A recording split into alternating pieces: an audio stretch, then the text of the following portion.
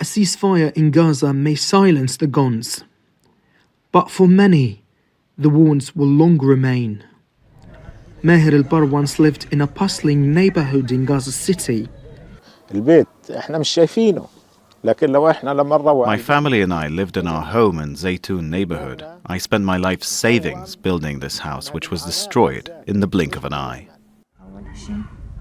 On October the 29th, 2023, Maher's life was shattered. 2 of his children and his grandchildren were killed in an Israeli airstrike. The following day, Israeli tanks stormed Salah ad-Din Road, killing his brother in his car. To this day, Maher does not know where his body is. I lost my eldest son, my daughter and her family, and my brother, who had come to help me bury my children. We weren't able to retrieve his body.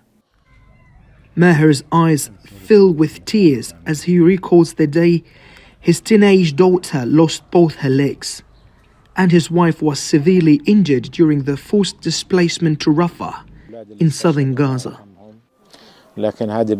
Honestly, I felt broken when I saw what happened to my daughter. It was one of the worst days of the war for me. Now she's receiving treatment in the US, along with her mother. They were ordered to move again and are now living in a tent city in Deir el-Balah in central Gaza. Maher marks the date of the forced evacuation on the wooden frame of the makeshift shelter. For him, like so many others, this place has become a home of sorts. Maher knows that when he eventually returns to Gaza City, he won't find a home waiting for him, only rubble and memories. When the war is finally over, the first chapter of this anguish will end, and a second one will begin. When I return to my destroyed house, memories will haunt me relentlessly. I will dismantle my tent and set it up on the wreckage of my home.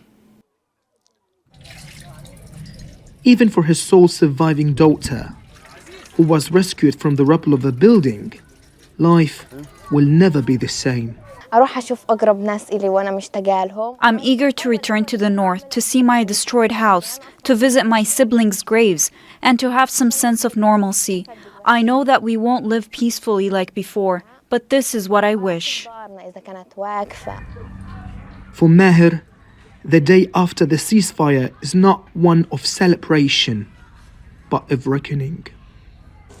This war has caused physical and psychological damage to millions of Palestinians. A ceasefire is an opportunity to count the losses, to mourn what's gone, and to start the long, uncertain path towards renewal. Tareq Azzoum, Al Jazeera, Deir el-Balah, Palestine. Make sure to subscribe to our channel to get the latest news from Al Jazeera.